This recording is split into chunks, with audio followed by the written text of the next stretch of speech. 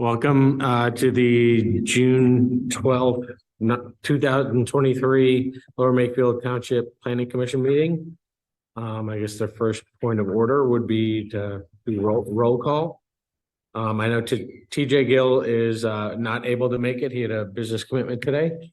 Tony Bush. Present. Colin Coyle. Present. John DiLorenzo. And Adrian Costello is present. Okay, Fred Weiss also had a family commitment, can't make it tonight. You let me know that. All right, next thing on the agenda is just approving the minutes from the May 8th meeting. Does anyone want to make a motion? So moved. Any second? I'll second the motion. Okay, any comments, questions? Okay. All those in favor say aye. Aye. Aye. That's 4-0. Okay, the next up on the agenda is the corporate proposed corporate farm subdivision proposal. Where are we, guys? Ready? Okay. So good evening. I'm Ed Murphy. To my immediate left is Justin Gennady, the project engineer. And to Justin's left is Joe Blackburn that works with me. I think you saw Justin and Joe at the recent on-site meeting with the township staff and other folks a couple of weeks back. The plan that's in front of you is the preliminary fully engineered plan that was submitted to the township in late March and which has now been the subject of multiple reviews from the different boards and commissions, both inside and outside the township. We have review letters from Andy's office, from the police department, from the Bucks County Planning Commission, from the EAC,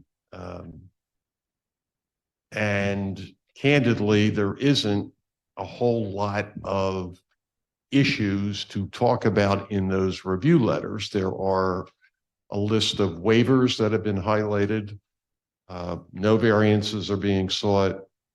But that is about it. There are a couple of planning type comments from the Bucks County Planning Commission about connectivity of sidewalks and trails and things like that. But probably the elephant in the room here is the interest that we have heard about in social media platforms and the like about an interest in having a different plan arrangement, i.e. the opportunity to create a cluster subdivision with open space. And I've had some conversations with certain members of the administration about that. And I guess the short answer to the question about would you or would you not be willing to entertain a cluster of some description would be a qualified yes. But it depends on what that means. Again, not for, I don't know, but what has been relayed back to us is not necessarily through a township comment, but again, social media commentary about there has to be equivalency if there was going to be a revision to the plan from the by right, what we refer to as the by right 1 acre lot plan that is in front of all of us. If we were going to go to a cluster, we suspect that means that if we have 78 lots shown on the plan in front of us, if we were to do a cluster, the township may entertain a similar number of lots for a cluster plan. I've told those that have inquired about that that is an unacceptable alternative to us. Why is that? Well, because the value of the lots that are depicted on this plan is not commensurate with a value of a lot that would be smaller than a 1 acre lot plan. Moreover, somebody's going to have to pay to re-engineer this plan if we're going to do a cluster as opposed to what's in front of you. And that is not an insignificant undertaking in terms of time or dollars. Having said all that, if there is a true interest in sitting down in trying to better understand what options exist, that historically has never happened in Lower Makefield. And I can say that with confidence because I've sat here on this side of the table for the last 40 years. And it has always been an antagonistic relationship. I'll be polite and say that. And if that's the way this one is going to go, like all the others, okay, that's what we'll do. If you want to try to create a different narrative, again, I am happy, we're happy to sit down and have a good faith conversation about what that would look like and whether or not that can happen. So for us tonight at this first true meeting, we can go through the review letters. I don't know how meaningful that is because, as I've said, we've talked about them in almost overwhelming majority of comments are will complies. So I don't know that that is going to be particularly illuminating for any of us to do that. But if you want to, we can. If there is a preference to engage in a more substantive conversation about something else, we can do that too. I can only tell you I'm a little bit suspicious about that only because that has never been the history of this kind of relationship, if you will, between applicant and municipality. Every subdivision has always been, a contested, dragged out, conversation that goes on forever. I would like to avoid that, but if we're going to do it, we can do it. And we can start tonight and do it. And we'll go through the review letters. You can recommend whatever you recommend, and we'll go to the Board of Supervisors and we'll do it that way. So the choice is really up to you guys as to how or if you want to look at this opportunity somewhat differently than not you guys personally, but the township has historically done in the past. So I Can think. I ask a quick question though? It's like a preliminary question. Why is the applicant the estate of Harry Torbert if the property is owned by Virginia? The property is not owned by Virginia. Virginia is one of multiple beneficiaries of the estate. Harry Torbert, her husband, died. Presently, it is in the estate of Harry M. Torbert Jr., deceased. And soon, I believe the property will be sold. As some people on the township administration know, the property has been offered for sale. We expect to have a decision made this week as to who the ultimate new purchaser will be.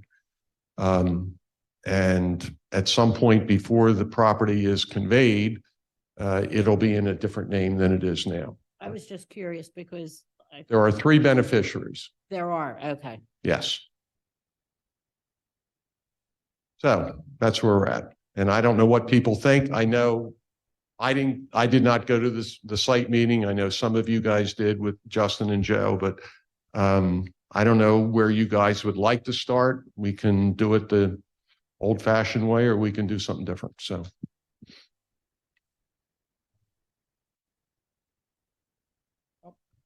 Sorry. Yeah, I do. I appreciate your candor. I've sat over here for a good chunk of the time that you've talked about. And I'm not so sure it's been as adversarial as you've described it, but You don't sit where I sit. Sit over here sometime. we haven't gotten ratcheted up yet. So, no, anyway, I do appreciate your candor. Some of those conversations really, we can chat about them up here, but we're not the people that ultimately make those decisions. That's the township, whatever those might be, whether it's some sort of farmland preservation or some other concept that's, we can make a recommendation, but they're the ones that have to open up the pocketbook and make that happen. We're here, we should probably go through what you've presented, but we can also make some comments about some other things, and hopefully that gets discussed between the applicant and the township. and maybe some negotiations can happen that way, or whether it's subsequent owner Well, has those conversations as I well. can speak to that, and however you want to do it, we can make a overall presentation. Justin can sort of go walk us through the plan if you'd like, just to set the stage for anything else. But I would say, Tony, that because our office was responsible for the marketing and sale of this parcel, we received 10 written offers for the purchase of the property based on the submitted plans from March. Interestingly, of those that submitted written offers, more than half preferred a full 1 acre lot plan. There were some, candidly, that preferred something smaller than that. I think the firm of the top 3 firms that were asked to reconsider their bids and come back to us, 2 of those 3 preferred a larger lot than a smaller lot. But that's not to say, and we've talked to them. So even the ultimate successor, I think, depending on what the circumstances would be, would entertain successful purchaser, not successor, but successful purchaser would consider something smaller than an acre lot to achieve some amount of open space, if that's really the goal here. So, and I understand that may not be the only goal. There may be other issues involving a potential relocation of Creamery Road, which has obviously we're aware of. It's been subject of conversation, and that has implications as well for the ultimate design, lot yield, et cetera. We are fully aware of all those things. So, and all of those things, those considerations would be part of any future conversation to discuss if there was interest in the township in discussing that. But we need to have a bright line of what that means to an applicant versus what that means to the township. And to Tony's point about farmland preservation money, township was offered the opportunity to participate and chose not to, just so you're aware. They received the solicitation the same time everybody else did. So, and that's nothing more than a comment. It's not intended to have anything else other than it's a fact that they were offered the opportunity and chose not to. So anyway, okay, if you want, we have a number of slides that have been loaded. Justin can walk us through the plan as it is presented today, because that plan is the subject of these multiple review letters. So Can I ask one question? sure. You said there was of the 3 top, there was one who would entertain a smaller footprint for each property. Right. Did they give you a sense, or is there a sense of how the number of lots change relative to a smaller footprint? Every one of them said, John, that if you're going to be asking us to reduce an acre lot to a 3/4 acre lot or smaller, that there is not assigned to a smaller lot the same value as a larger lot. So the expectation is that in a cluster plan, if the lot size is going to be reduced, there would need to be more lots to offset the 78 that are shown on that. Generally, it'd be proportional, you would guess. For this discussion, yes. Okay. Now, what I've heard, which is not untrue, because it's a fact, is a cluster plan results in less on-site improvements, less road length, less amount of infrastructure and things like that. That does not nearly begin to offset the loss in value of lots. But in the bigger equation, we acknowledge that there is, and Andy's pointed it out, and we know it, there's some cost savings associated with clustering, but so all those things would have to be taken into consideration if we were going to develop some big picture resolution to this. So, Good. Yep. Hi, good evening, everyone. Justin Giannotti with Dynamic Engineering. Just want to walk you through. We prepared a number of slides. These just supplement the plans that are in front of you just for presentation purposes. The one on the screen right now is just the aerial exhibit. This is the existing conditions of the farm as it appears today. You'll see that there's a thick yellow line which delineates the parcel, labeled with PIQ, that's property in question. That is the Torbert property. That is approximately about 105 acres. A lot of you were on site during the site walk. You'll see that the main driveway comes in with access off of Creamery Road, which is running north-south on the page. We were standing right pretty much at the, I'll call it the midway point of that drive for most of the meeting. Creamery Road runs north-south. Okay, along the bottom of the page is Yardley Newtown Road running east-west along the bottom of the page. You'll see I-95 running along the left side of the property and then the interchange right there with the Newtown bypass. You can see obviously the development around the side, Patterson Farm to the south. And then as you look to the left of the page, left of 95, you'll see where the business complex is and where the Wegmans and Prickett Dobb is being constructed at this time. So that's just to orient yourself. As you walk through the slides, we really just take an enlarged look. Mr. Majewski, if you go to the next one.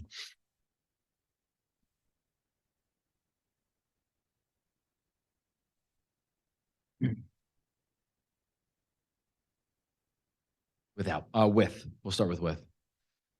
Slide that Mr. Majewski's putting up on the screen is just a color rendering of our site plan. This just shows the lotting out of 78 1-acre lots, 1-acre minimum lots of the Torbert property. You'll see that there's 2 points of access being contemplated, both off of Creamery Road, no access off of Yardley Newtown Road at all. The first access off of Creamery Road, we'll call it Road B, and then the one that lines up with Doe Trail Lane on the north is Road A. As you see throughout it's just a standard subdivision with an access to Palomino Way. Now, Palomino Way, I didn't point out on the previous slide, was a stub road that was constructed as part of the previous subdivision. That's just gated off and with a barricade right now, obviously contemplated for future development and future extension. So this subdivision contemplates the extension and connection of Palomino Way as part of this job. You'll see that there's a number of streets. We have Road A, which basically circulates, Road B, which terminates into a cul-de-sac close to 95. And then as you walk from left to right, you'll see Road E, D, and C, which is just north-south lines, roads up north-south on the page for the total 78 lots. Just to interrupt for a moment. Sure. You said that this plan complements the completion of Palomino Way. It does. We're talking in the context as if we're seeking an approval on these plans. Right? That's correct. So it's proposing. Yes. extension of So I said Correct. contemplates, proposes the connection of Palomino Way as part of this. It's a planning. So, I mean, obviously we're connecting in to maintain points of If access. this plan was approved as it stands today, Palomino Way would be connected through to this new subdivision. That's correct. Thank you. Yes. Thank you for that. And One point. we understand, Colin, that is going to create some heartburn for the people that currently live in that adjacent subdivision. And as we heard countless times over the years, nobody wants to see a quote cut through unquote road, even though that stub street has existed since when that subdivision was built. But yes, we understand that. And just to continue, so a couple of things to point out. Along Yardley Newtown Road and along Interstate 95, we're proposing there to be a berm with buffer plantings along all sides. This was something that was discussed at the site meeting, obviously, to maintain as much of that visual from Yardley Newtown Road as possible. So that is going to be a heavily screened planted buffer on top of a berm, which runs along the full extent of Yardley Newtown Road and along I-95 as well. As this property stands today, it's about 105 acres of undetained stormwater runoff off of a farm field. Farm fields, despite what you may think, also do contribute a large amount of runoff from a runoff coefficient number. They have a very high runoff of stormwater volume off of the property.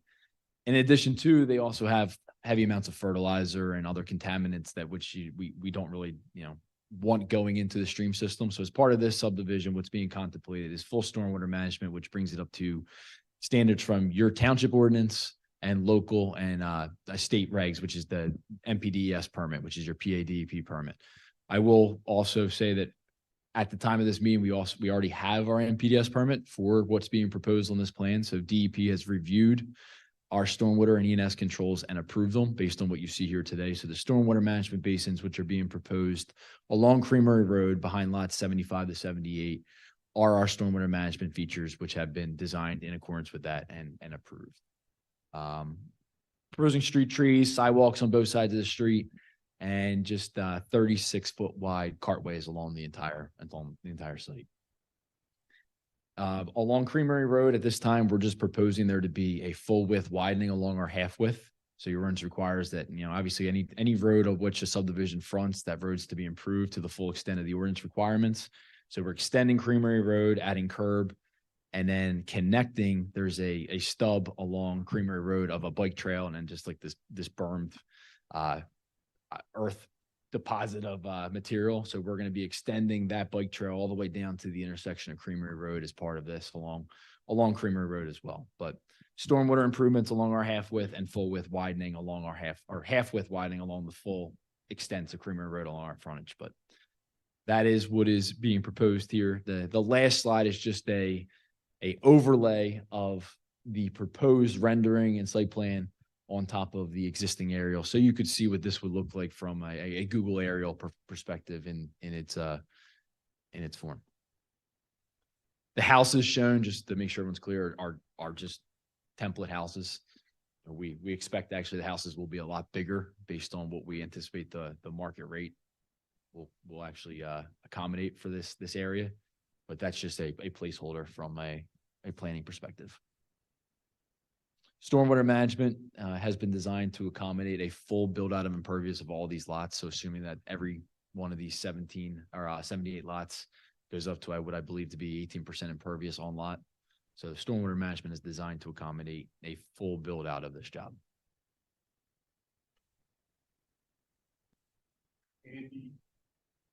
This issued a review letter of May 15, and if you guys want us to touch on that, we can. Justin, if you want to just highlight those, I mean, as I said in my opening comments, the overwhelming majority of these will comply items. There are a certain number of planning comments, or we refer to in the planning department, one of which is the reference in paragraph 9 to the potential realignment of Creamery Road. Similarly, in paragraph 10, there's a question about the extension of the trail system and where any such extension would go. Correct. Yeah, there's the official map shows a bike path along the northern edge of Yardley Newtown Road. At this time, we're not contemplating showing that on the plan, but that would be obviously a discussion item as we move through the process.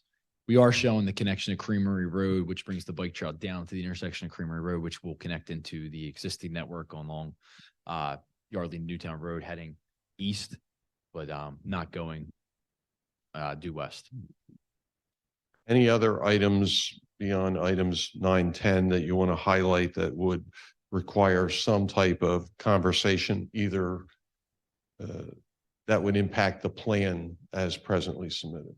Could we talk about number 9 for a few minutes? Yeah, sure. So number 9, essentially, just to recap, states that the town has an official map, and that official map connects Mirror Lake Road through to Creamery Road.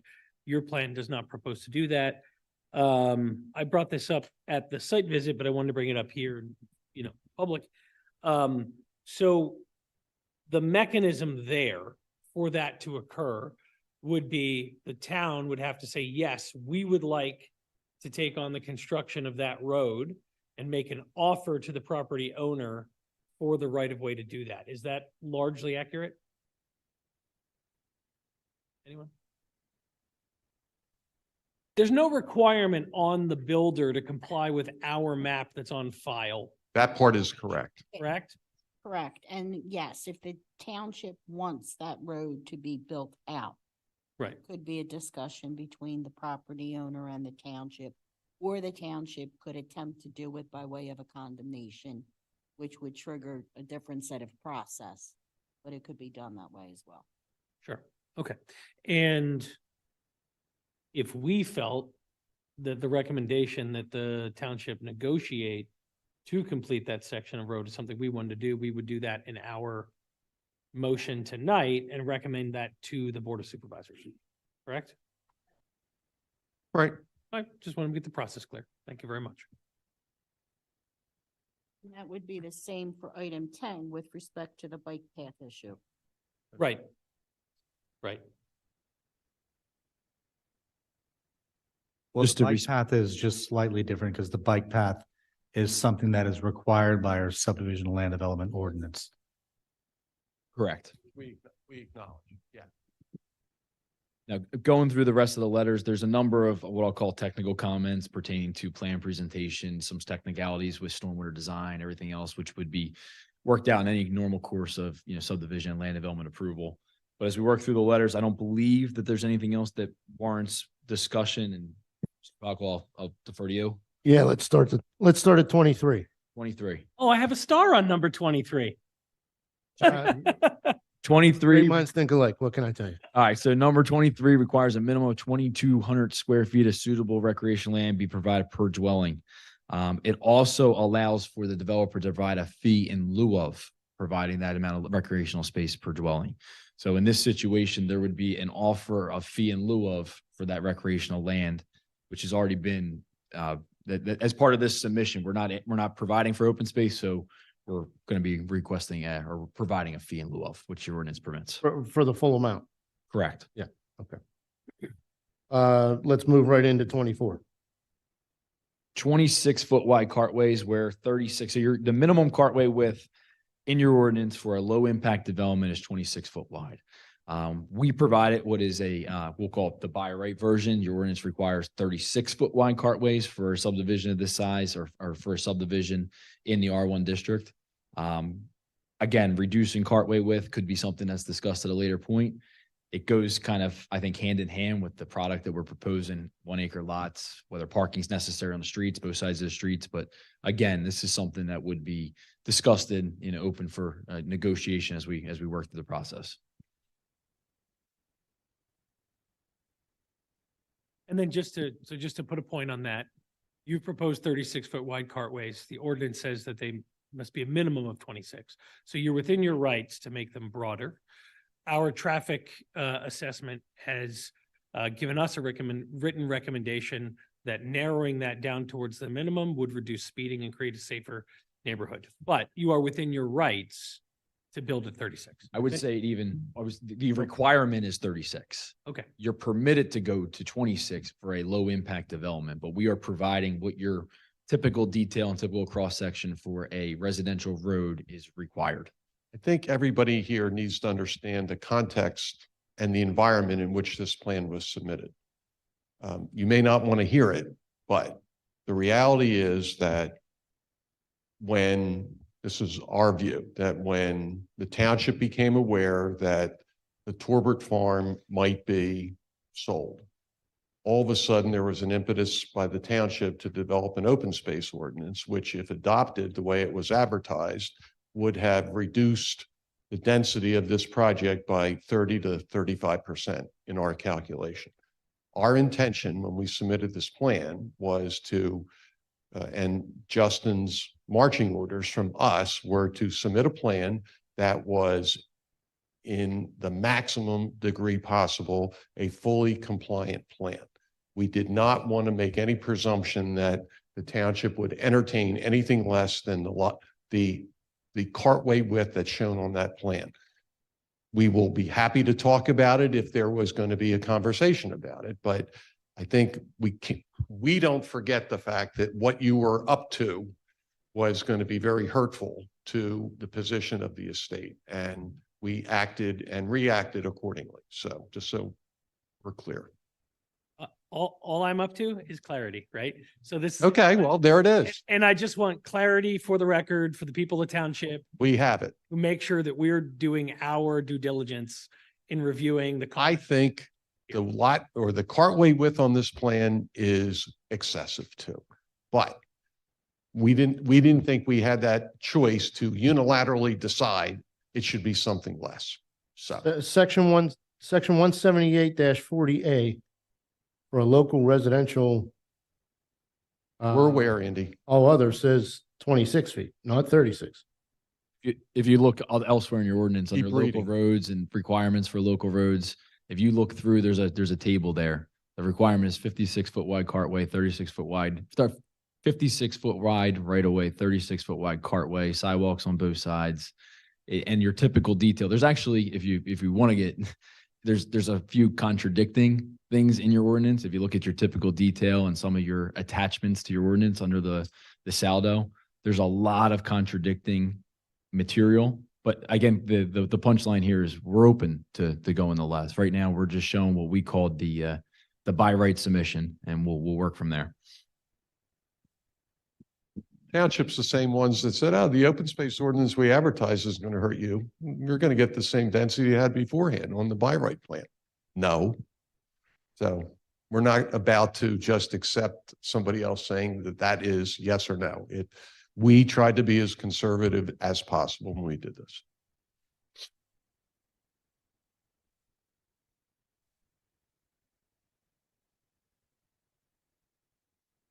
Andy, I have a star on Next comment's number 25. 25. Okay. So the requirement is local streets shall not intersect the same side of a collector at intervals less than 800 feet. So just for clarity, our intersections with Creamery Road from Road A and Road B meet the requirement of 800 feet. This goes on to say the distance from Road B to Yardley Newtown Road does not comply. And this is a Saldo comment. We submitted a full traffic study. If you look at our traffic study, it goes by the anticipated traffic generated from this property. The 95% queue, which is at the maximum, at the 95% capacity of when this is built out, is 300 feet. At the AM peak for this, it's 260 feet. That's how much is stacked up at that intersection based on current conditions of that signal and the operation of that signal. Road B is over 350 feet away from the signal. So the safety, from a safety standpoint, from PennDOT standpoint, it's more than compliant. If we were to meet that requirement of putting it 800 feet from Yardley Newtown Road, which is I'll call it an arterial road, we would only be able to have one point of access along your whole subdivision because we would not be able to put 2 points of subdivision. So we had to, from a planning perspective, space it at the interval required. And we worked with our traffic engineer, and we're confident that that intersection can operate safely at the interval it is away from Yardley Newtown Road right now. Long answer for a. If you want us to get rid of it, cul-de-sac it, and you have 2 other access points. We'll keep Palomino Way open. Yeah. Well, I think it's noted as it does not comply. And the solution is either to modify it or to request a waiver. So it does, I mean, the requirement says same side of a collector. So Yardley Newtown Road is an arterial. So the intersections of the collector road, which is Creamery Road, do occur at intervals of 800 feet or more. The intersection of a local road to an arterial road, to the extent that that technicality is part of this ordinance, we're not compliant from a local road to an arterial, but the proposed Road A and Road B are 800 feet apart on a collector road. But yes, it would be a waiver if we're going to go that. Or we'll get rid of it and just have everybody use Doe Trail Lane and Palomino Way. And you'll listen to all the people bitch about that. So pick your poison. I honestly think it's your poison. It's for you to propose what you want us to. We'll see. Now we're going to have this conversation we had the last 40 years. If that's what we're going to do, we'll nitpick it to death. We'll comply. It's just the engineer's letter points out Well, ordinance deficiencies or discrepancies. if To we're the going to extent- dwell on it, Jim, then There's nothing to That's dwell what on. we're It's gonna just an easy waiver request. Well, that's all. There's also perhaps a solution when we look at 26, which deals with the length of Road B. And I think we're talking about the distance of Road B from Yardley Newtown Road. So perhaps we should talk about those 2 items together. 26 gets in the block length. The only block on this plan is the distance from Road A intersection with Road B at right before the cul-de-sac. And then the block would be from Road A to the pretty much the midpoint, or if we want to get, conservative, to the back of the cul-de-sac. The fact that Road B has a number of intersections with Road A, E, D, and E or C, it is not a block. It is a continuous run, but a block is basically a undisturbed run of a road. So this is not a block. The only block is from Road A to the cul-de-sac of lots 21 and 22. And Andy, this is your comment. So do you want to speak to that for a minute?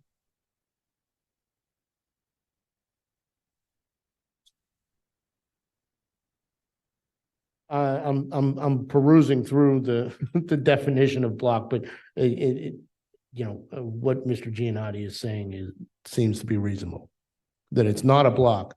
However, it's still, what's the length of road A?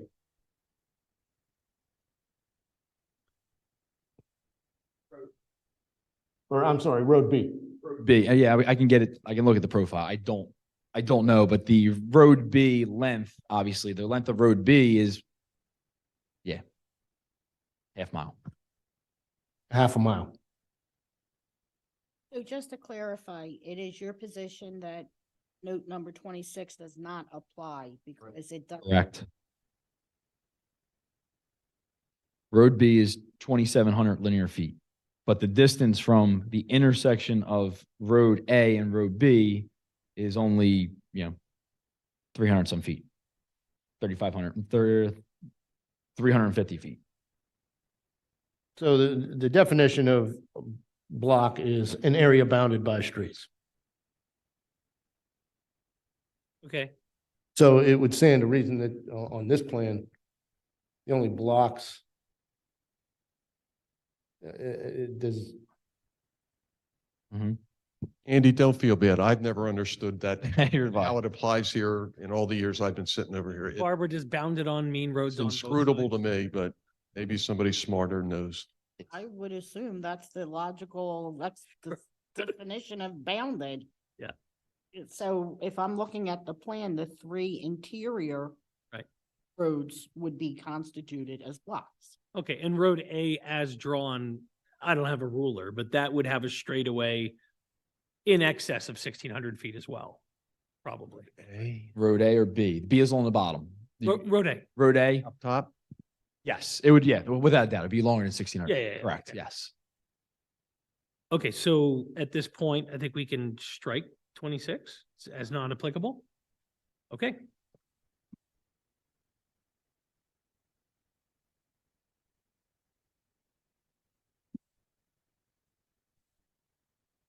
So 27 appears to be duplicative of 24, but for a different. And we agree with that. I mean, it is a BMP to reduce cartway width and reduce impervious. So, again, we're not opposed to going to reduce cartway width.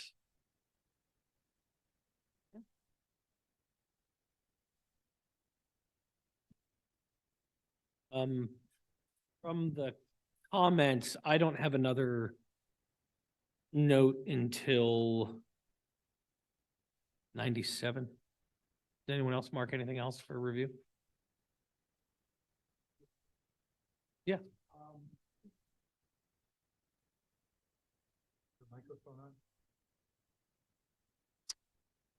Going back a few comments.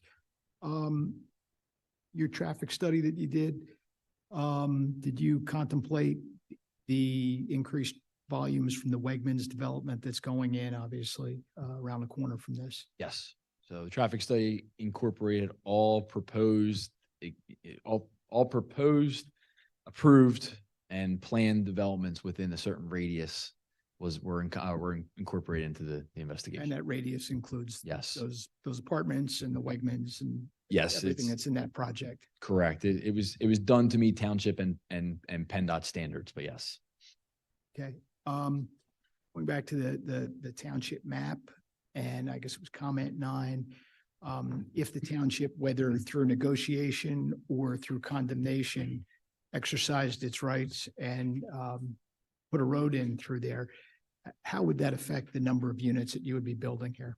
we don't know yet. We have not done a plan to look at that. We will probably do that and take a look at it. My guess is it's going to be a dramatic impact and thus expensive. Unless we figure out a collaborative way to do it, it's going to cost you guys a fortune to do it. It'll be cheaper for us to do it. But what the economics of the cost of doing that and the implication for the loss of lots on that remains to be seen. I don't know the answer to that. requires further investigation by the applicant and discussion with the township, is the short answer. Yes, Yeah, and I. assuming Tony, that there is an interest on the part of the township in sitting down in good faith to understand those implications and figure out how we get to that point. Understood. And I've put on the screen what that would look like. To the right of the screen is Mirror Lake Road. Patterson Farm is in your lower right-hand corner. Route 332 Newtown Yardley Road goes from top to bottom on the screen. And this contemplates realigning Creamery Road to cut through the farm and lining up somewhere around where Doe Trail Lane is, and taking the existing Creamery Road and turning them into a cul-de-sac for those existing homes that are on the road, and then creating several lots in the interior of that project. So that's kind of what it looks like, basically just cutting through.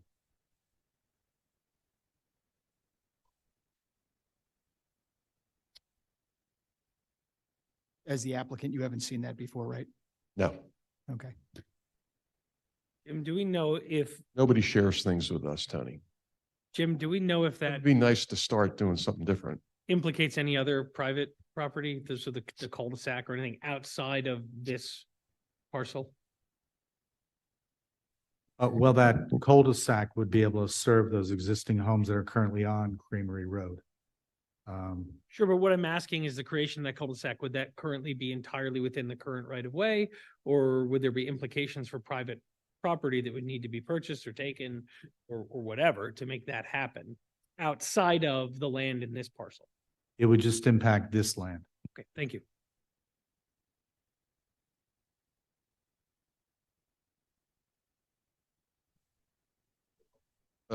Comments before we move? No, I'm okay to move on. Okay. I think someone was getting to number 97. Is that? Yeah, can we talk about just the stormwater management plan in general? Like, Sure. So there's a couple of waivers that are being requested for stormwater management.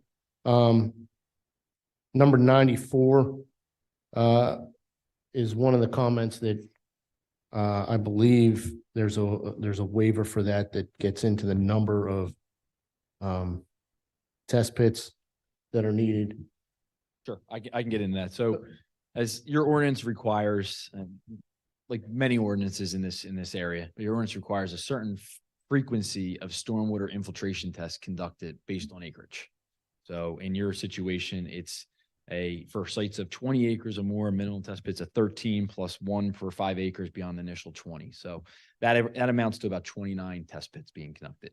So we went out there and we did about a 2-day investigation in the areas where we know stormwater drains, stormwater flows downhill. So we know exactly where the points of discharge off of the property were.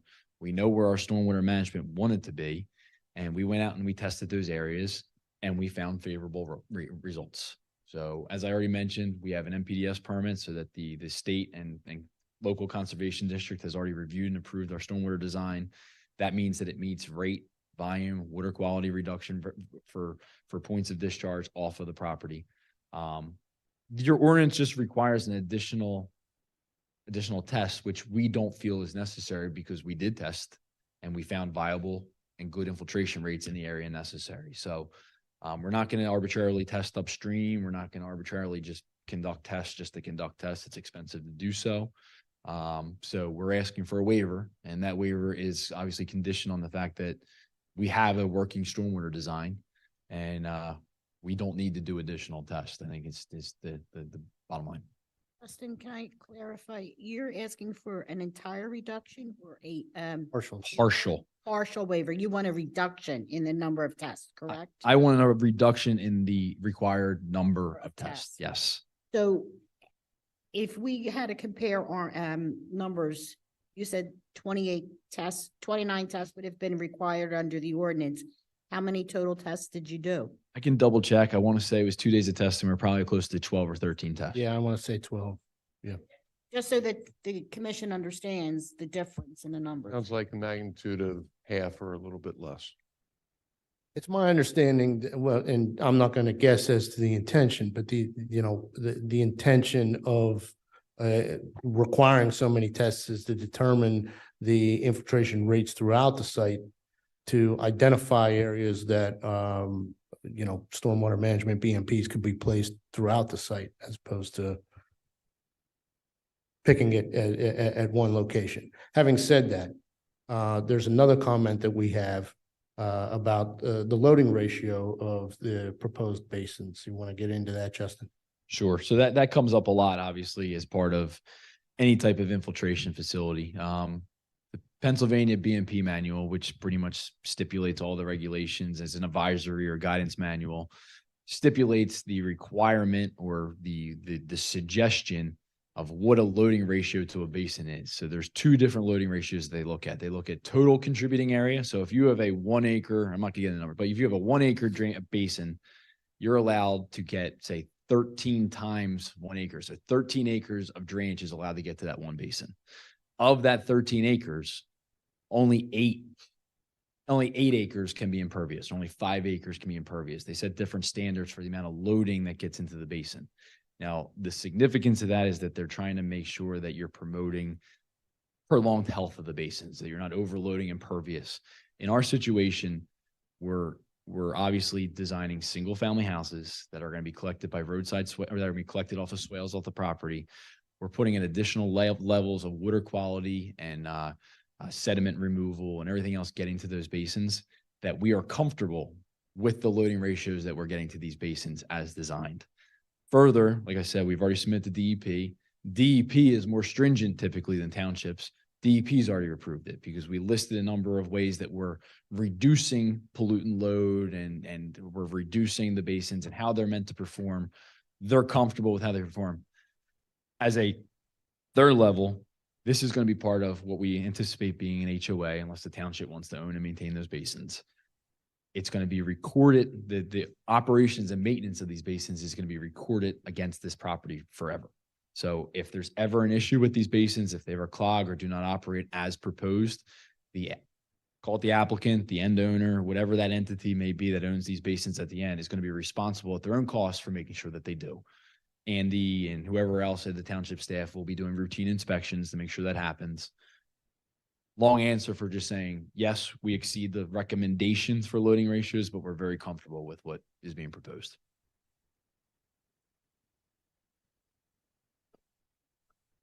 And so my response would be that there are two vegetated swales, primarily along the southern lots, and then the northern lots that drain to those basins. And it would be preferable to provide infiltration within those vegetated swales, understand what the infiltration rates are within those vegetated swales, and basically provide infiltration within those swales to spread out the load, so to speak, from a stormwater management perspective. My response to that would be, I agree. It's always good to spread out infiltration. We do have vegetated swales, which are a added BMP, which we're really not taking credit for from an impervious in every perspective. So we understand there is going to be some level of infiltration which occurs in those swales. We're not taking credit for that. We're taking credit for just the infiltration that occurs in the basin. So in a way, the design's conservative, but if there's an interest in finding out how much infiltration can occur in those swales, we'll do so. But just keep in mind that may result in us being able to reduce our basin size and we may be able to get an additional lot based on reducing basin size if we start looking at taking opportunities of infiltration elsewhere on the property. We came in with what we consider to be a very conservative and just centralized design of we're only claiming the infiltration in the basins. Yes, there's some, pollutant removal and water quality features associated with how we design the stormwater running off from the property, but happy to do so. And we can certainly look into that if that's of interest.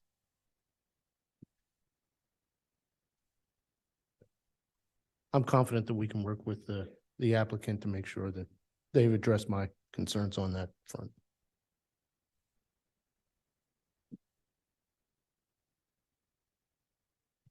Any other items? 97. So 97, the existing culvert at Creamery Road shall be used as the basin outlet pipe shall be inspected, and any necessary repairs, remediation of the pipe, head wall, end wall, or stream receiving the stormwater discharge shall be completed prior to the start of construction. And then Andy, to be clear, are we talking about the stormwater basin on the north end of the property or the south end of the property? Do we know? The south end of the property. The south end of the property.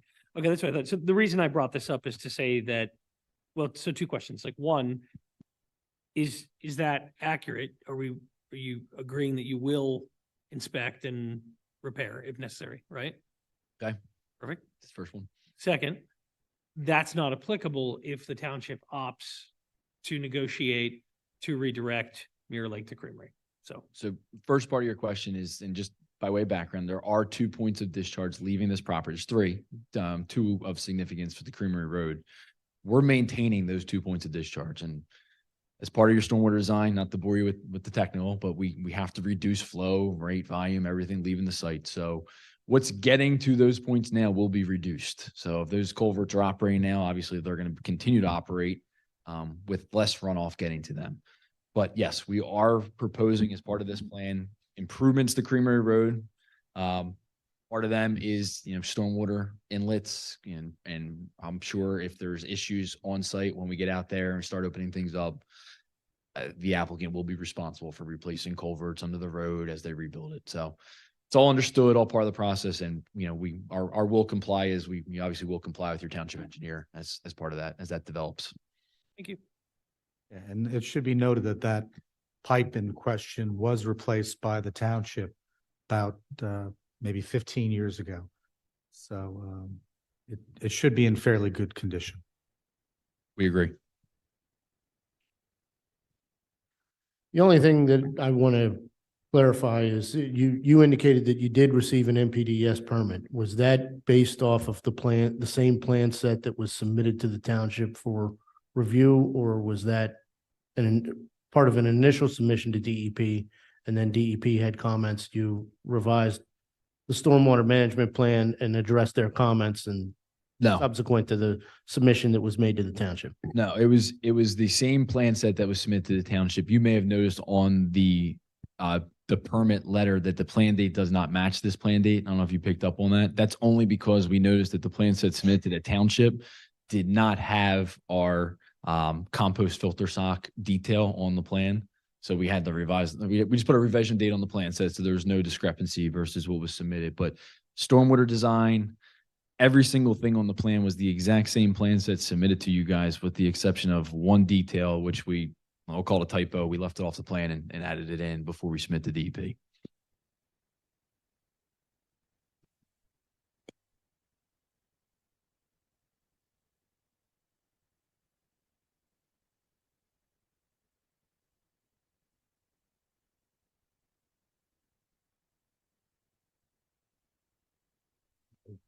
Trying to figure out where we go from here on this. Go through the other review letter. That's true. We do have the other review letters. The only other question I have is, what is your proposal for the environmental impact assessment? Because under note 103, it says you need to provide one.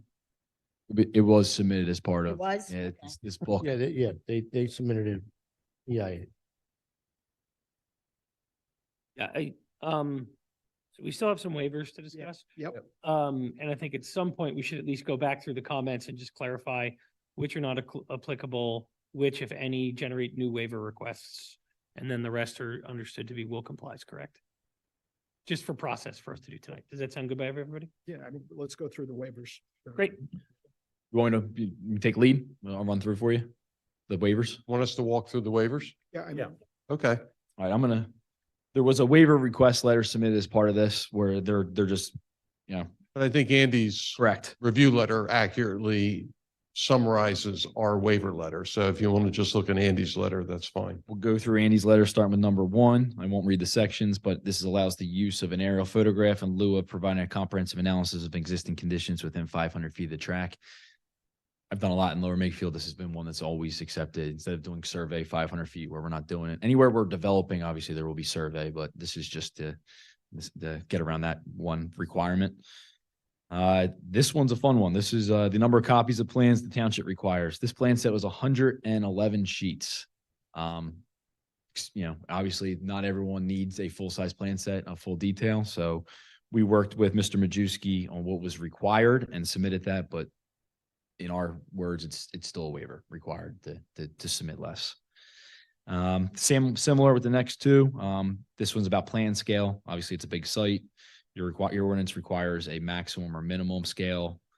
We had to go slightly bigger than that, but we have excessive detail. There's detail sheets on every single plan. So this is just for some of the overalls. Again, using an aerial photo in lieu of providing existing features within 200 feet of the track. Same as number one, just a little less. To not provide pavement core samples on Yardley Newtown Road or Creamery Road.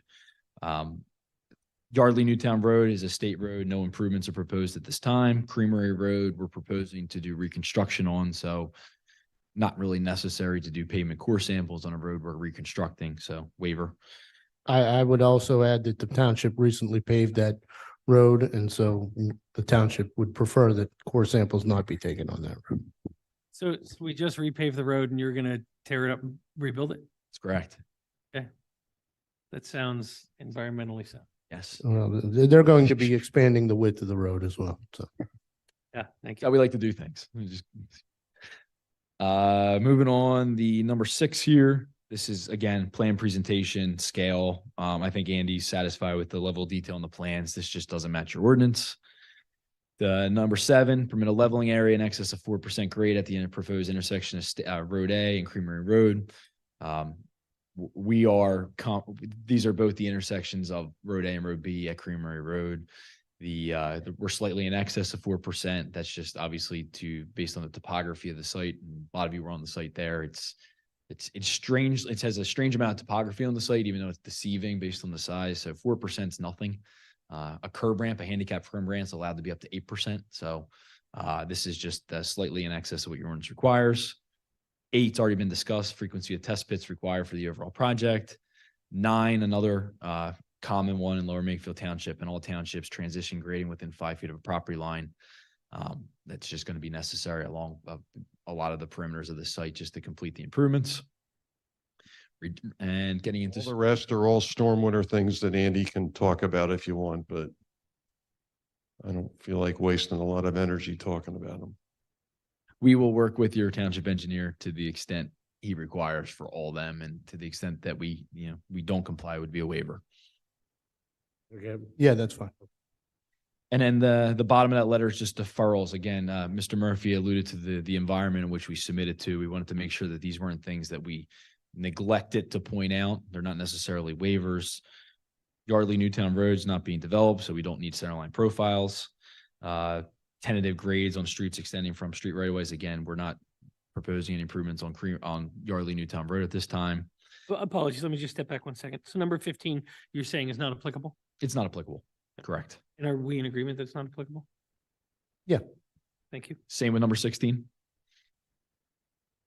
And number 17 and 18 are largely related to sewer capacity. We understand that your ordinance obviously requires that you have sewer planning. Sewer planning is required obviously for any ultimate approval in this project. At the time in which we submitted, we did not have our will serve letters. We can get into the background there, but it's an understanding. It's a condition of approval to get sewer. You're not getting 78 lots without sewer.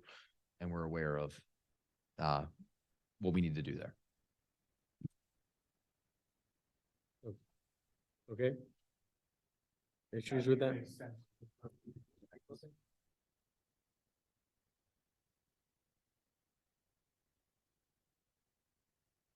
right, next up was the traffic engineer.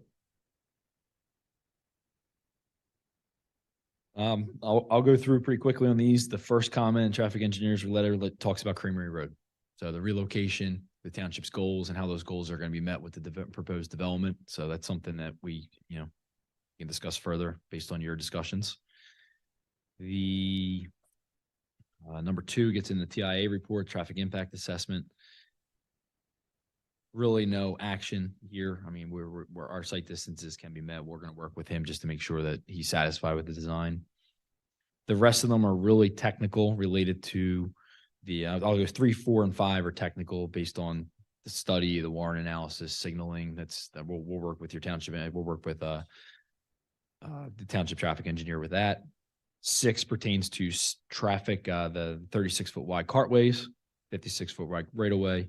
Souder requires 26. Again, repeat comment. We saw that in Mr. In Andy's letter as well. 7, obviously we'll call it the unimaginative design of having straight cartways and an efficient design of a subdivision process or subdivision layout. Relatively long straight roadways, which encourage speeding. Obviously, it'll be signed for a lower speed limit, and we can consider smaller cartways, but this is, without sounding this way, this is the ordinance. This is what your ordinance permits, basically, for us to construct. Pedestrian crossing of Creamery Road, we're aware, ADA ramps, stop signs, intersection of Creamery and 332. They were asking for an extension of a sidewalk and ADA ramp to crosswalk of Creamery Road. It's something that we're willing to consider as well. That's something I think will be worked out as part of this process.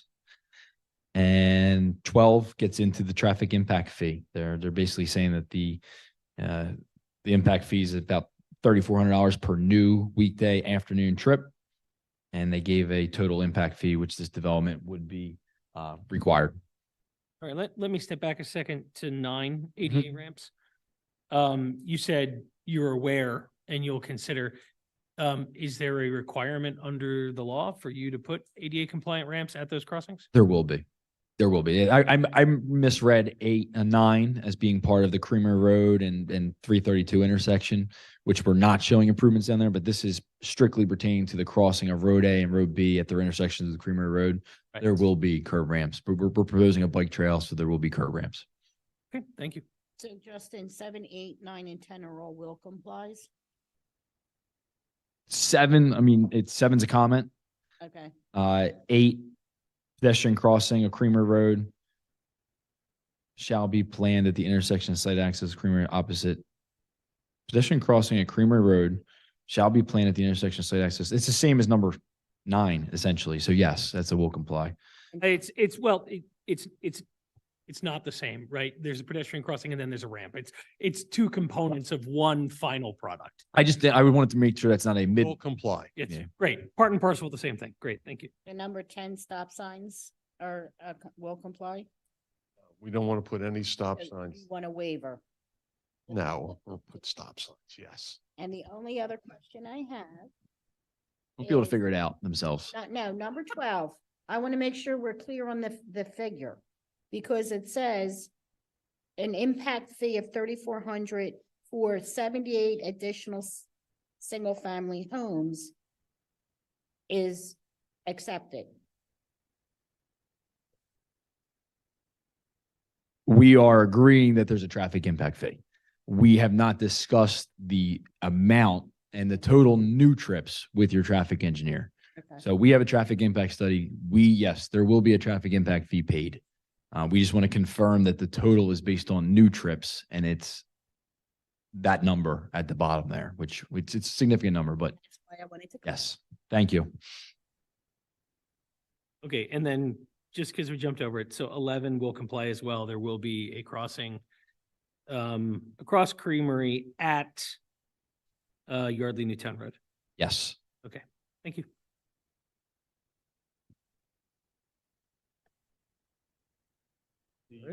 Fire service director comments or will complies. The police department comments, I think we've already talked about. I don't think they've added anything new that beyond what we've already talked about. And then we're left with the EAC. Ugh. I'm not doing it. I don't want to go through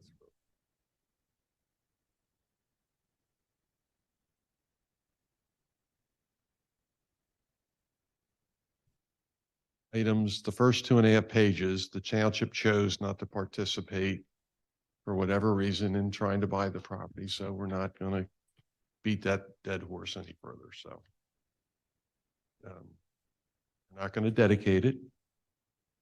We're going to develop it. So Andy and EAC always argue, and let them argue about the stormwater management system, but it is what it is. So I do have one question, though. I know a lot of the loading ratio has to do with basins that are primarily infiltration. This has infiltration as a component, but it's not necessarily an infiltration basin, or is it? It has an outlet, am I correct? Correct. Yeah. So it is a infiltration basin at its rare. I mean, that's basically what's it's a buyer retention basin. The buyer retention basin has a component of stage storage, which is ultimately infiltrated, never released. The storms above that infiltration vine do get released through a slow release orifice at a controlled rate in accordance with your ordinance, which then goes into the offsite, as you see going on there in Creamery Road at those 2 points. But yes, there's an infiltration component, but then there's also the intrinsic detention component associated with it as well. But there is a release from this basin. 100% of the water is not infiltrated on site.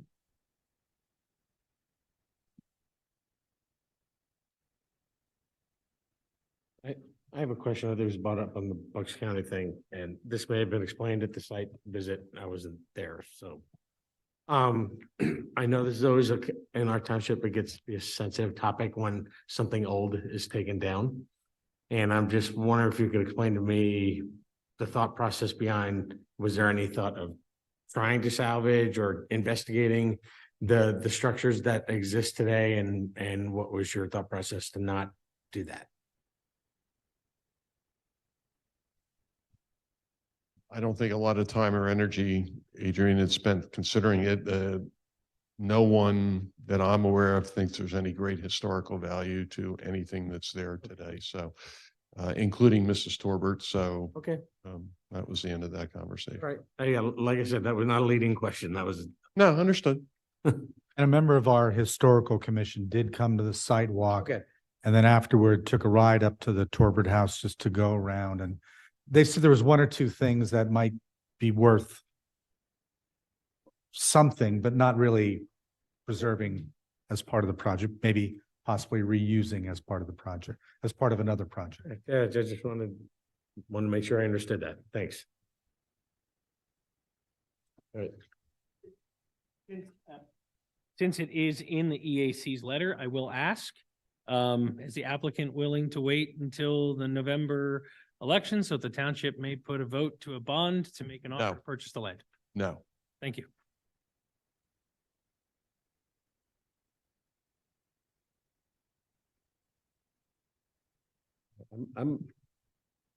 That's all the review letters. I think, there's a lot of things I learned tonight. I think I'll have a better understanding of, I guess.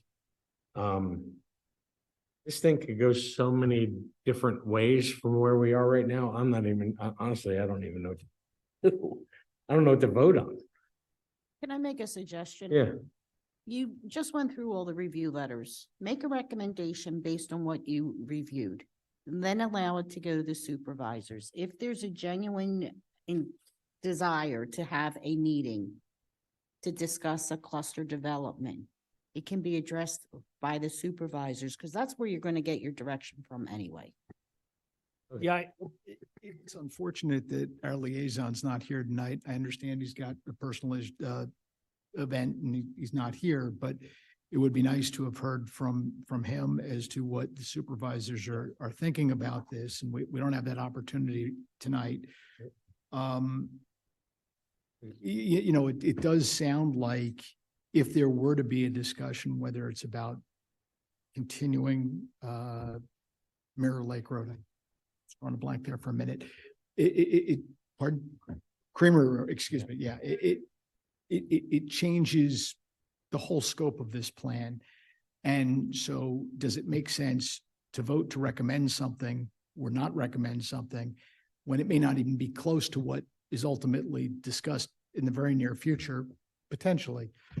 I don't know. We're kind of That's kind of where I am on it. And if I may offer a suggestion, I know the board meets a week from Wednesday, and I spoke to our township manager, and it might be a good idea to have this go there to the board to give that direction on the possibility of the cluster and or the realignment of the road to see how that impacts it. If that makes sense. I think the time to act on the plan is before the second meeting in July. I think the first meeting in July is going to be canceled, board meeting. But if you'd be willing to grant an extension of 1 month, then I think you could go to the board possibly next Wednesday, get that direction, and then our planning commission can make a, We're not available. Justin and I have to be elsewhere next Wednesday. I'm not crazy about granting an extension at this point until I have a better sense of what we're all doing here. If there is going to be a meaningful conversation, yes, I would entertain it. I'm not trying to be difficult, but well, if the board would have to act on it at the meeting a week from Wednesday. So if you're not here, do you want to do it without being at the meeting? no. Okay, then I think an extension to like the meeting in July would make sense then. Okay, Does that sound? that's the choice. You're only meeting once a month now. The first meeting is July 5th. And I think there was a lack of items, so it didn't make sense to have a meeting. We'll figure that out. Just for some clarity for us, what date are we talking July about? 5th, I think we can make it to the board. If that, you're going to cancel it They're But- canceling that meeting, till July. second one, which would be the 19th. Which would put the planning commission meeting in August. What are you going to do in August? What am I gonna do in August? Yeah, what are we going to do? I'm just talking timelines, my friend. No, but I'm I'm just- saying, Oh, we're talking about a board meeting on the But 15th, this and I'm is- just this is- pointing the fact out, yeah. why are we going to delay? Listen, I think you are firmly within your right to request a vote on this proposal as it stands today, right? I get it. And if that's what we want to do, we can do that and make a recommendation to the board that they strongly enter into negotiations. I mean, quite frankly, I know people are concerned, but none of the waivers that you have requested seem extreme, right? Right. This all on its face seems Yeah. largely incompliant. You are within your rights to get a vote Thank and a you for recommendation that. on this as it is. Okay, fine. Had you let me finish, I was going to say, I don't think it benefits any of us to come back 2 months from now and talk about the same thing we just talked about. Well, that I agree with 100%. Right, so, Unless things change, in which case things change, then it would make sense. and I reiterate what I said an hour ago, that we're happy to sit down and have a meaningful conversation with the township about doing something different. I just don't want to do the same thing here 2 months from now, and I would just as soon Yeah. you guys make a recommendation up, down, or whatever, and follow Barb's recommendation that we enter into the conversation with the board at some level. It can be a staff meeting and it doesn't have to be a formal thing. I will certainly grant an extension of time so that no one feels put upon. I don't want to create that environment if we're trying to do something different in good faith here. So, Okay, all And the right. reason I suggested it is because if there is a discussion, there's going to be an amendment to the plan that's going to come back here anyway. I understand. So I'm open to, what was that? Yeah, no, I'm talking right now. I'm open to some sort of, motion and taking a vote on this. There's a lot of things I'm just trying to process right now. And I just feel like I'm thinking about our next agenda item where it's very germane to what we're talking about. And we're saying we're about to pass an ordinance that essentially the first time it's used, we want to do something different than what's in the ordinance. Wouldn't have any applicability to this. Well, I mean, essentially, it's a model for this. But it I mean, wouldn't this is essentially, it's not applicable because this is before, but the supervisors are gonna vote on this thing, say, this is the way I want to do it. And then the first time they have a chance to do it, it's gonna be different than what they just voted on. So Jim just during the meeting said that was authorized. I don't know what it says and how. Yeah. But it's probably different and it's probably not going to work for this. Yeah. So I think you've just pretty much told us that. what this board could do is make a recommendation to the supervisors to engage in discussions with applicant about a development of a cluster type development along the lines of the proposed open space ordinance Well, there's two things.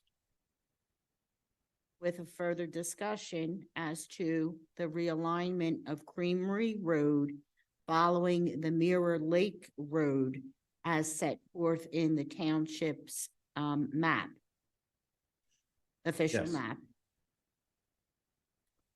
If those discussions do not happen, or if the supervisors are not inclined to have then those discussions, then this board could make a recommendation as to whether to approve the by right plan subject to the comments as discussed at this meeting, take no action as to the by right plan, or recommend denial of the by right plan.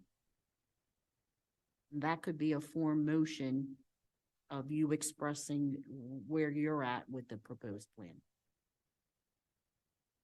I guess I'm not proposing, because other than that, I haven't said much.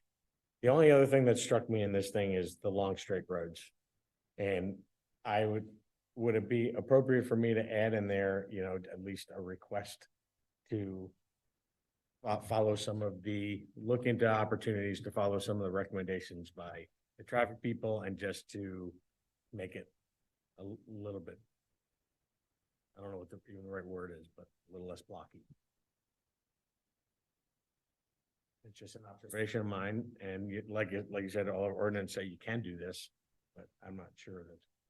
So I guess it's at this point, if those discussions do not happen regarding the cluster type development with open space preservation and realignment of Creamery Road, what is this board's inclination to then recommend approval of this plan, subject to those comments, take no action on the by right plan as presented, or recommend denial of the by right plan? Is that just an informative question to let the board know what we're thinking? Those are the three options. Yeah. But based on everything I've heard, we've talked about tonight, and again, I'm not voting right now, but I'm not sure I can see a way for me to just deny it outright, because everything's in here we talked about there's nothing unacceptable in here. So what's the next step if we were to say no action? What does that mean? It would still proceed to the Board of Supervisors with a no action. Without by the an opinion from you? But John, if we could take no action with the recommendation of engage with the applicant. And maybe that's a better choice, because if we say recommend approval or reject approval, it's coloring any discussion they may have with the applicant may have with the township.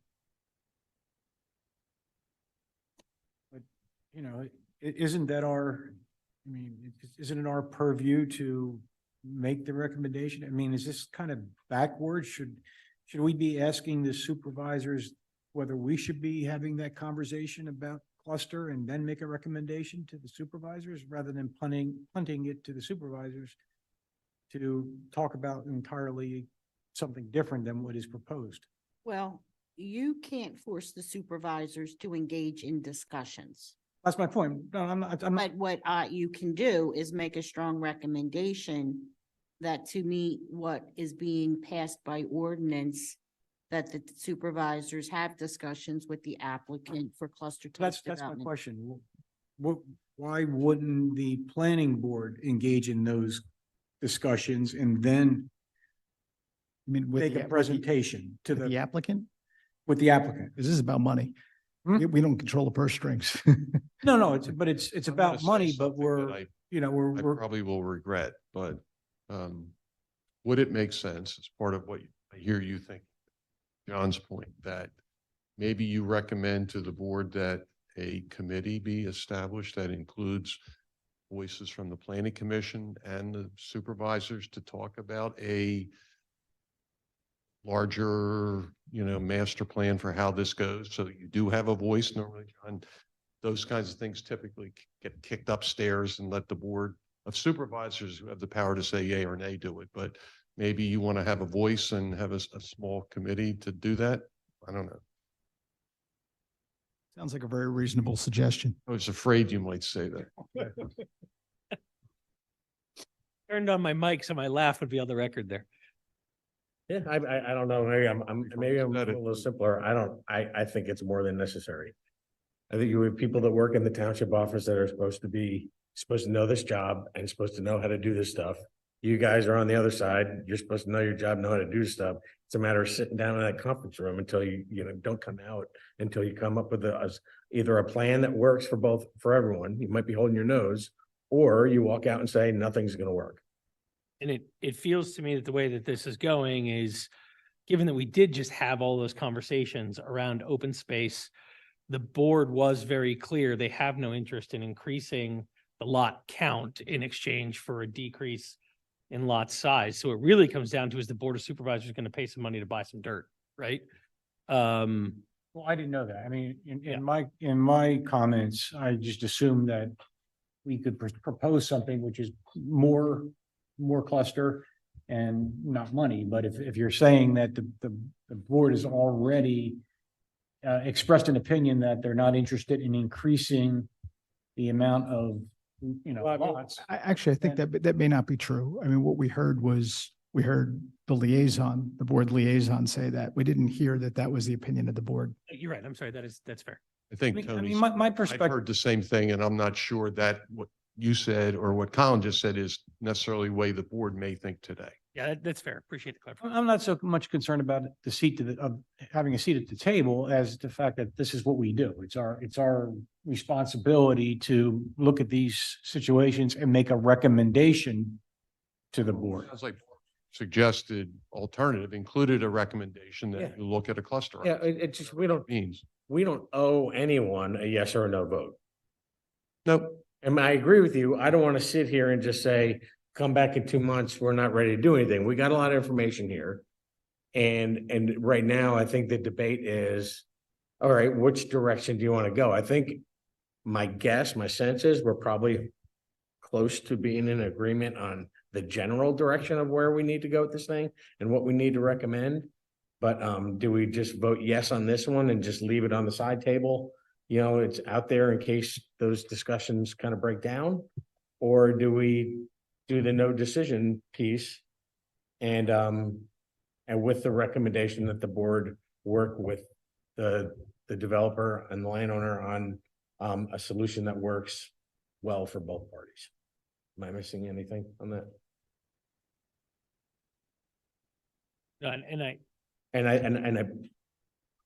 I think Tony was right.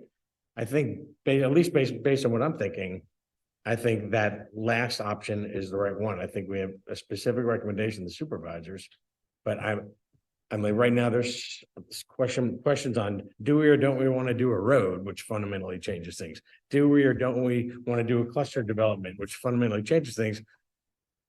I get the efficiency of, hey, so we don't have to get together and talk about this again for 15 minutes in August, but I don't know if we should be expedient just to save ourselves 15 minutes in August. Well, here's the situation. They're here for preliminary approval. They have to come back for final approval anyway. So Oh, we okay. could do it that way. That's a fair point too. I really think it's a question almost to the applicant. Would you prefer us to make that up or down recommendation or no action on the preliminary, understanding that we're going to recommend that the board enter into discussions? My preference would be for you to do something this evening. Perfect. I'm sort of agnostic about whether it's up, down, or no opinion, just Yeah. historically, those types of issues get pushed up Yep. the stream to All right. the next board. So And all right, do we formulate a motion now or do we get public comment first? And then we formulate a motion, have a second and And then, okay. discussion. So I guess am I, but can I do this as chair? I don't, okay. Like, I would propose the motion is, the no decision. And we recommend the board work in good faith and earnestly with the developer to resolve the couple of very big open issues with this piece of property and how it's going to be developed. There's something that works for everyone and addresses those major issues that need to be addressed before this real final plan. I would recommend that you include those issues specifically Okay. being development as cluster type development with discussions about realignment of the Creamery Road as set forth in the township's official map. Yes. You're always very good at wordsmithing those, Barb. And then at this point, you're not taking any action on the proposed by right plan that was Yes. presented.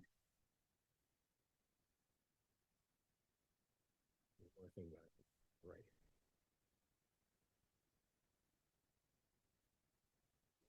Somebody to second that motion.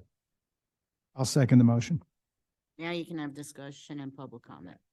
So does anyone have anything? Oh, wait, do we have to vote on it first? No. No. Okay, does anything have anything, anyone have anything to say, comments, questions, concerns? I would just say that, if this does come back to the supervisors after discussion, relatively in the form that it is today, there are a couple of items that we did discuss here that I would like to see the applicant voluntarily look at revising, right? Such as some of those intersection distances, some other items here, the width of the cartway. I understand that you've submitted what's within your rights. If this comes back largely in its form, I would love to see some accommodation, right? To areas that I think we all know would be reasonable and in the interests of the residents of the town. So, yeah, that was well put. Again, as I sit here, is that generally there's not a whole lot of items with which you take issue in the plan that's in front of you. Everybody sort of recognizes that reality. If we take a stab at trying to do something different that people want, and we don't get there for whatever reason, we come back and you'll make some recommendation. I think that's a fair summary of what Thank you. Being new to the committee here, do we have an opinion about the realignment and what's the rationale? Oh, the realignment of the road? Yes. I actually, I mean, look, without all this other dynamic, I think it's just, if we could do it today, I would say do it. It's a mess. It's a dog leg today, and I think it increases safety, it decreases, wait times at lights. How are you just Right. about the way, Yeah, if you want to go, so I live in that part of the So, yeah, township, so. I moved here 3 years ago. I was explaining to my new driver's son how to get to McCaffrey's. You got Yeah, left yeah, And then left and then left. And he's like, Yeah, so all right, so I see what you're doing. listen, I mean, I'm generally strongly in favor of any effort to do that and simplify that intersection, and Okay, I understand. especially with more people living right there, I think it does increase the potential safety of the intersection, but that's just, it's my opinion to be recorded up to the supervisors. Anything else? Anyone else? All right, I guess public comment now. Any public comment? No? Oh, well, here we go. In person. Just state your name and your address, please.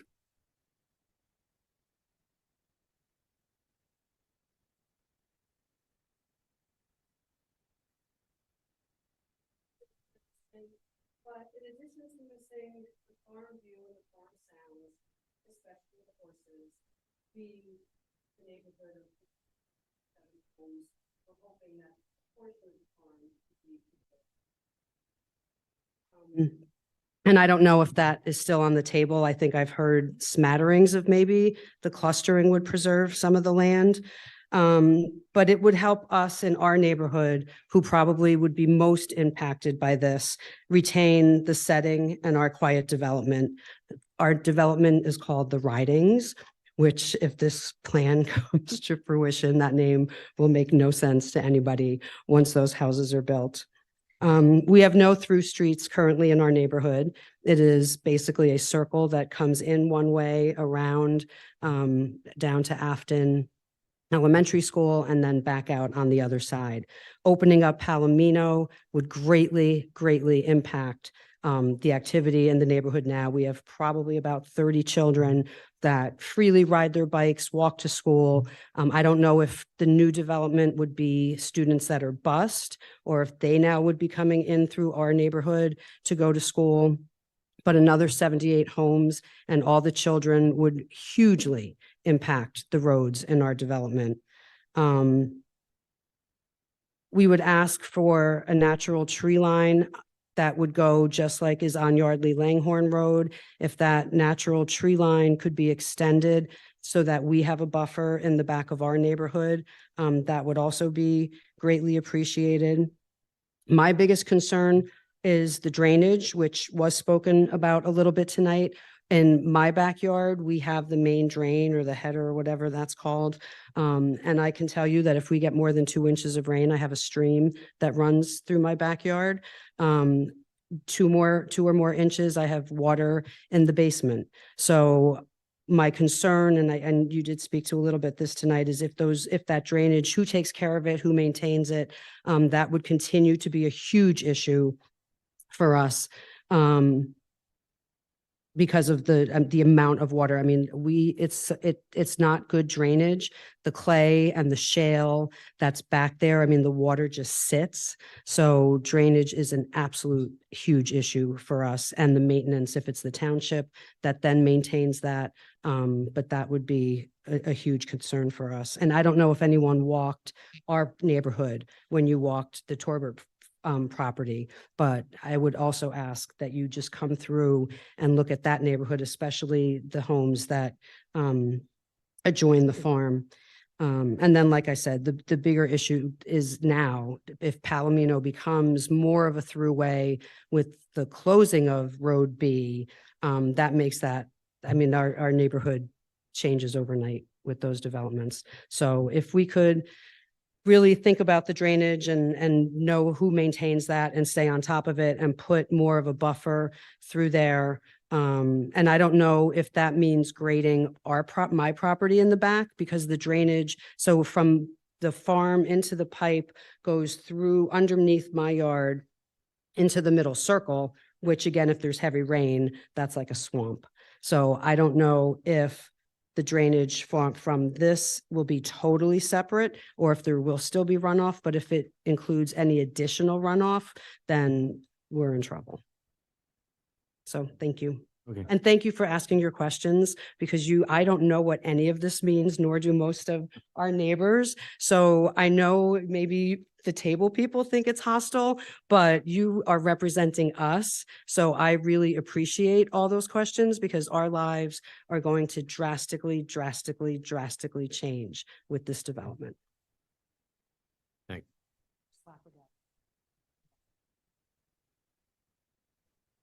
Just to get on the mic, that was Chris Laquadera, right? Great, thank you. Anyone Mr. else? Costello, if I could just clarify, I want to make sure it's clear. I've just been corrected. There is no scheduled Board of Supervisors meeting on July 5th. There was nothing scheduled. It's not canceled. It's just not been scheduled. Okay. Thank you. All right. Is that it for public comment? Oh, Oh, I don't, sorry, good. oh, sorry.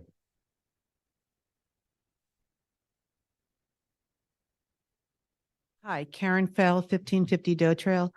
So I just have one thing to say about the issue of cluster and open space in the social media chatter. So in my observation, I think that when people, and not everybody, but there's a certain number of people, like especially on the Facebook pages, that think that we are going to preserve something for open space. But I don't think that everybody really understands what that will look like. It's not like there's going to be a park on part of the property, that people are going to have access to. In fact, it might only be available to the people in the development. It's not really, it may not really be very much at all that it looks like. So that's just something about the whole open space discussion.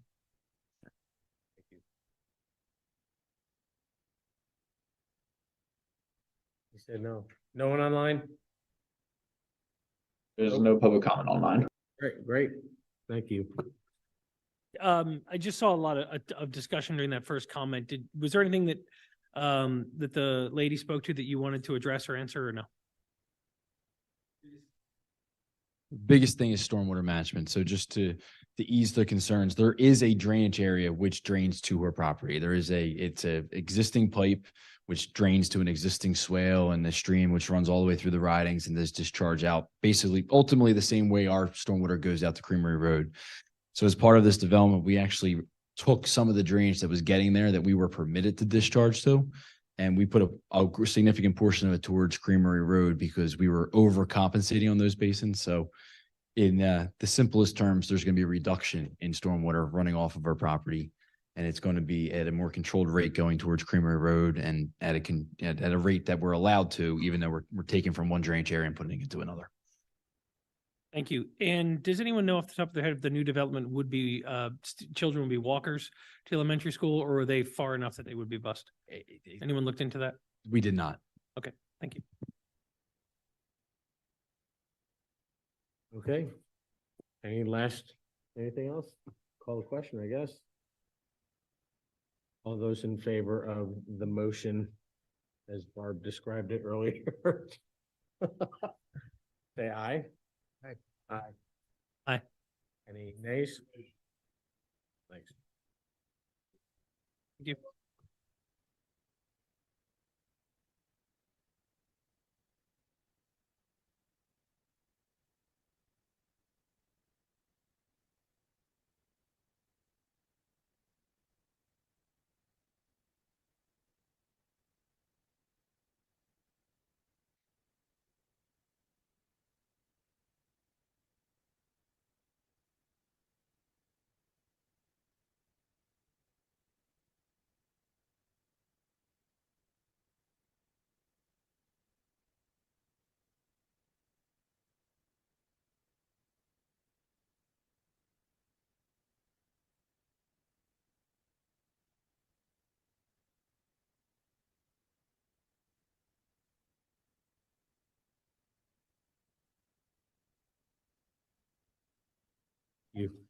The next agenda item is the open space ordinance. Technically, this is the amendments to those sections of Right. Saldo to reflect the recommendations in the open space ordinance. As you may recall, at the May meeting, you didn't want to lose sight of open space being included Yeah. in zoning, but not dealt with in the Saldo. Dan did a marvelous job working through those sections of Saldo, dealing with it. We tried to mirror what was in the zoning ordinance, and what was circulated was the open space ordinance in its final form that went to the supervisors, along with the draft of this revision for Saldo to you. And there was another township open space regulations that we could use in bits and pieces. So that's what you have in front of you tonight. Mm-hmm. It was a little difficult to try and triangulate the minutes and everything else to make sure you got it. So So the way did you run any roadblocks? No, just some questions. So the red areas are actually the sections that were added. Okay, and they pretty much mirror what was in the open space ordinance. So for an easy is the definitions, where there's a section that says open lands. We're gonna amend that to read the same, and open space to read the same. The sections that are in the underlined part Yeah. were sections that were found in the East Vincent Township Okay. ordinance that seemed to fit well with what we gathered this board wanted to recommend. Got it. And we had a general meeting and we went through the subdivision and land development ordinance it by section saying, okay, we need to focus here, we Yep. need to do that type of thing. There were some general questions, like on page 4. It says required open space management plan. The East Vincent Township ordinance deals with this in regarding a conditional use. I just want to make sure you're okay with it, just saying an application for land development. And it was easier to leave it in and then take it out than not.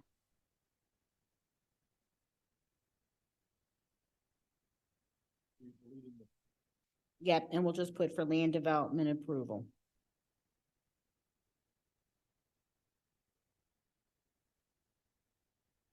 And then any section that's in regular type that hasn't been modified or changed or underlined is what's there now and not being changed.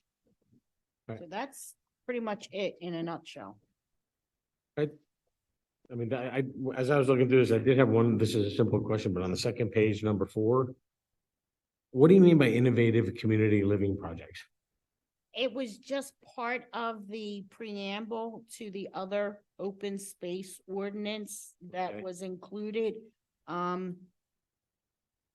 It's like I guess it's the, Well, I guess it's, like when you're talking about open space, that could be privately held or held by an HOA type Okay. of thing, all right, yeah, I just, or anything else that might come down the pike. that yeah, would- yeah, it just read to me like somebody can interpret that or argue that you're allowing some sort of living arrangements on the open space. And we can eliminate that. Yeah, I would like to eliminate that if everyone else is okay with that. What page was that on? Second page, Page 2. number 4.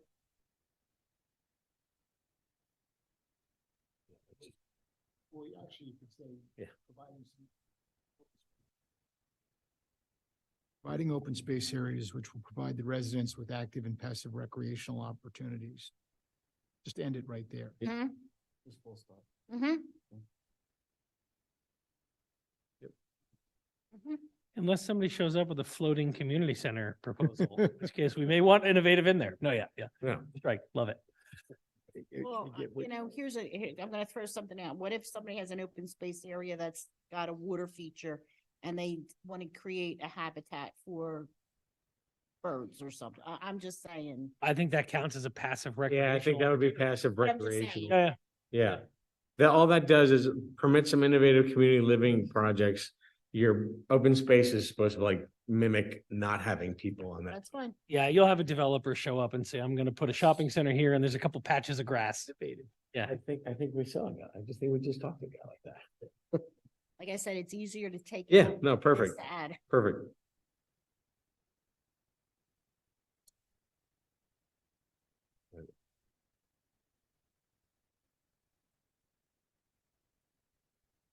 And we tried to make sure you got the draft Yeah, so you had time to go through it.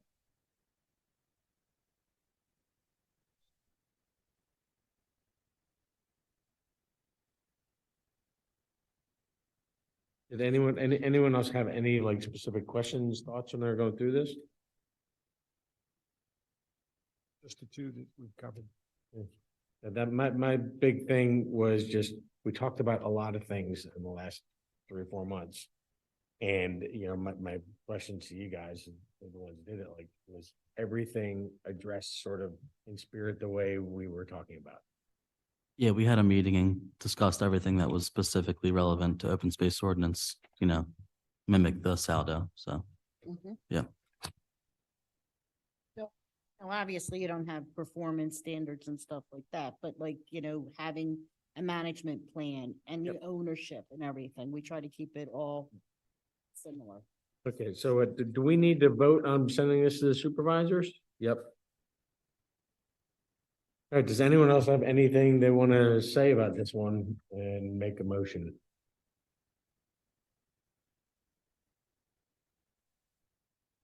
I'm happy to make the motion. Okay. Can I include in the motion a thanks to Mr. McLoone for all of his hard work going Absolutely, through you and can. perfect. So I would like to recommend that pursuant to the 2 changes discussed here today, the Board of Supervisors accept the proposed ordinances and thank Mr. McLoone for his service to the township in the thorough work in these revisions. Anytime. Thank you. Anytime. Do I have a second?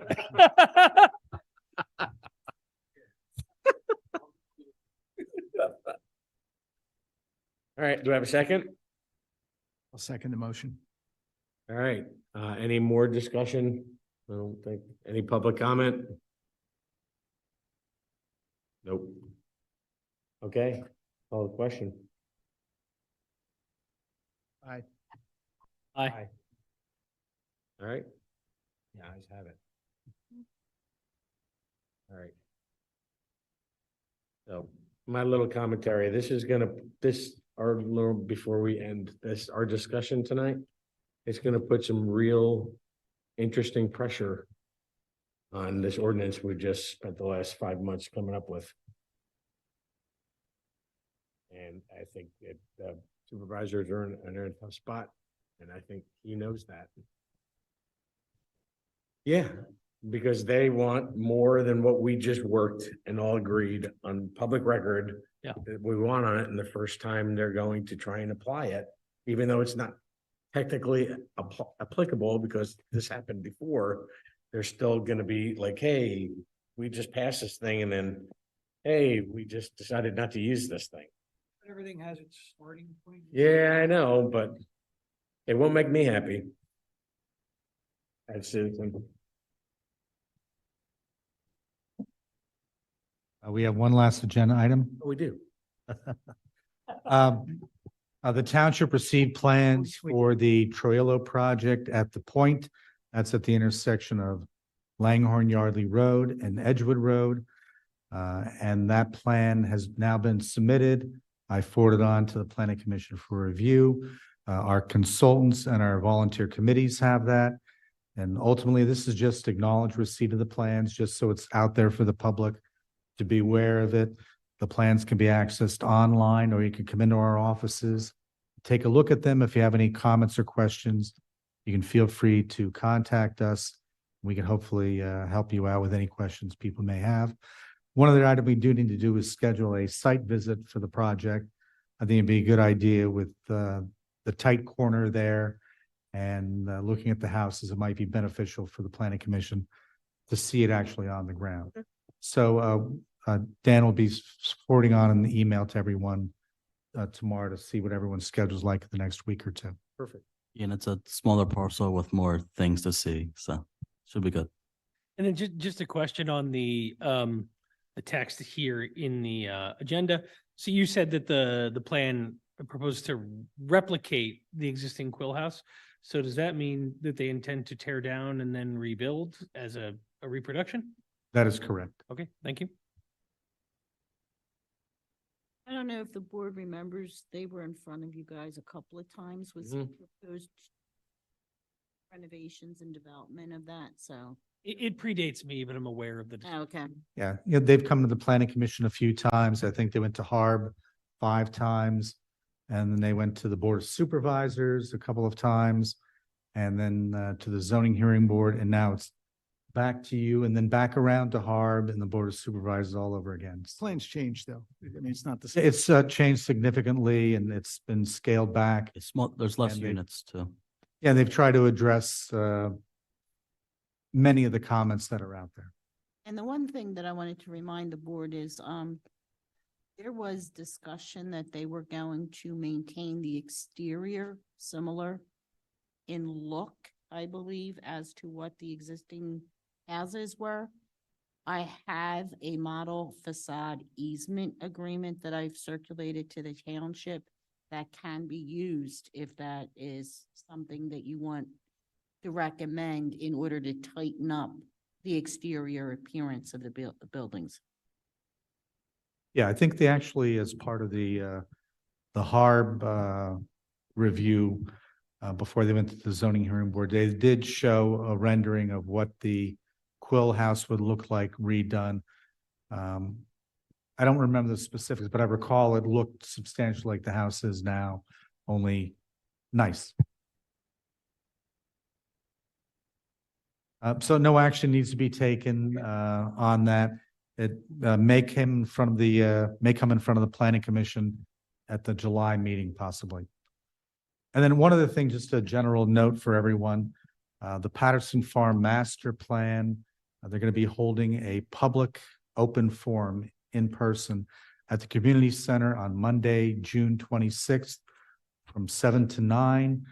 The consultants who have been working on the plan, which is a team of architects, planners, and historical consultants, will be there available for anyone in the public who has questions. And if you have any comments or ideas on what you'd like to see on that, then would be the time to get the process started. If you are unable to attend that meeting, you could also use our new citizen portal that's available on the website. It's called Online Permitting and Citizen Requests, and you could submit any comments through that to the township, and we could forward them to all the appropriate people. I have one quick item. During the prior presentation by an applicant, there were several representations to conflicts in our ordinances about cartway width. And I don't know if they're there or not, but we ought to check. And if they do exist, we need to clean it up. Yeah, I agree. And actually, a lot of the waivers that you see in the plan, it's just some of our submission requirements, Yeah, but are sort of this is- outdated stuff. Well, this is something I don't agree with them. But that's different. They're saying there are conflicts within our existing. Yeah, they said a table Ordinances. somewhere. So that needs to be cleaned up, and that stands on its own regardless of paper submissions, electronic submissions.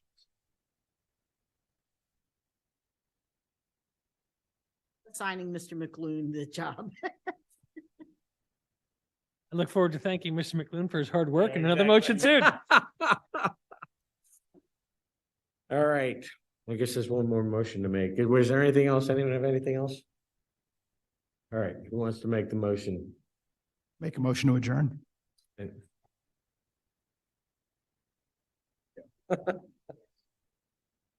Actually, I found what they're talking about.